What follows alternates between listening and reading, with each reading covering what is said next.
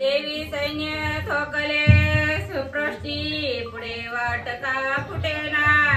सर्व म्हणले या ठिकाणी वाघाला पाहिल्याच्या नंतर आजा म्हणजे शिळीचा कळप जसा त्या ठिकाणी म्हणले सावध होतो, तसं आपलं सैन्य या ठिकाणी सावध का होईना म्हणले.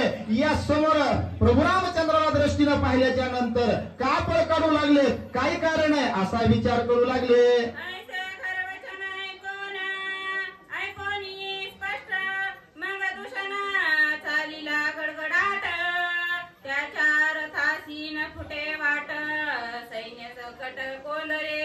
आणि मग हे आपल्या पाठीच्या बंधूचे खराचे शब्द दूषणाने ऐकल्याबरोबर आवेश धारण केला, आपला रथ सज्ज केला आणि युद्धाकरता दूषणही जाऊ लागला. पण या सैन्यातून दूषणाच्या रथाला वाट मिळाला गेली, कारण सर्व सैन्यानं त्या ठिकाणी वेढा टाकला होता. ही राक्षस मंडळी सैरावैरा धावू लागलेली होती. एवढ्या अपाट गर्दीमधून दूषणाला मात्र मार्ग मिळत नाही. काही केलं,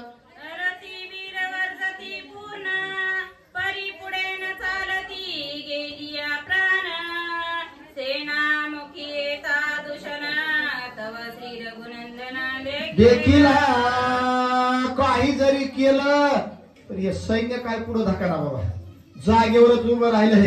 आणि त्याच्यामुळं म्हणले काय केलं, या दूषणानं यांच्या सर्वाच्या मधून वाट काढली आणि सर्व सैन्याच्या समोर जाऊन दूषणानं आपला रथ थांबवल्याबरोबर समोर पाहिलं मर्यादा पुरुषोत्तम प्रभू रामचंद्र हातामध्ये धनुष्य बाणया सज्ज झालेले युद्धा करता. अशी ही मूर्ती दूषणानं पाहिली आणि पाहिल्याच्या नंतर काय केलं,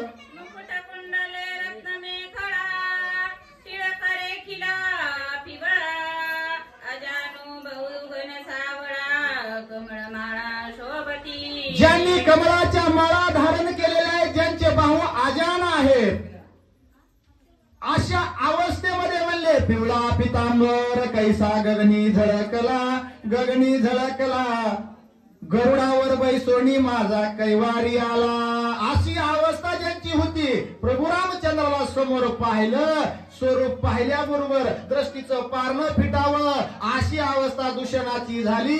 हे राजस सुकुमार मदनाचा पुतळा रविश शिकळा लोपलिया असं हे स्वरूप पाहिलं आणि काय केलं,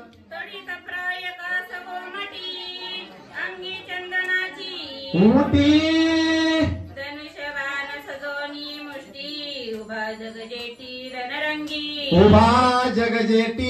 रणरंगी.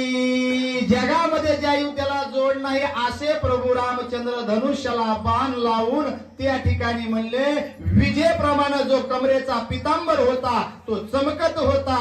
असं स्वरूप धारण करून या राक्षस सैन्याबरोबर युद्ध करण्याकरता प्रभू रामचंद्र थांबलेले दूषणानं पाहिले.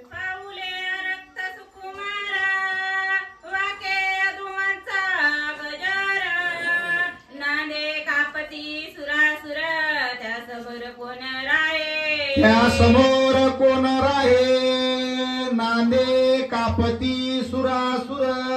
या आवाजाने सुरवारातील देवदेवतेंना म्हणले त्या ठिकाणी थांबता येत नाही, भीती वाटती. असा नाद ज्यांच्या पायातल्या त्या औदुंबराचा त्या ठिकाणी होतो का म्हणले धारण केलेल्या त्या सर्व असणाऱ्या अलंकाराचा आणि आरुवार म्हणजे कोमल असे त्यांचे पाय होते म्हणले. म्हणून असं स्वरूप पाहिल्याच्या नंतर या प्रभू रामचंद्रासमोर सुरवारातील देवदेवतेंना थांबता येत नाही. तिथं या राक्षस मंडळीची काय गत आहे असं त्या ठिकाणी सांगू लागले.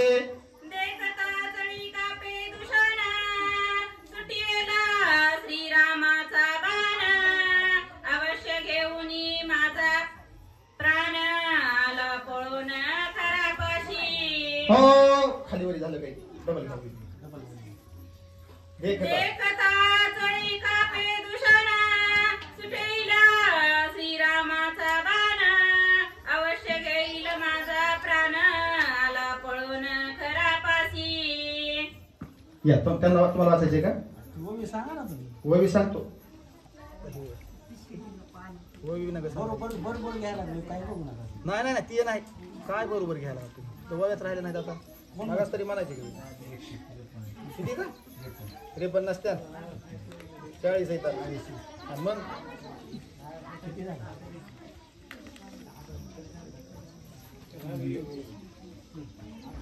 अजून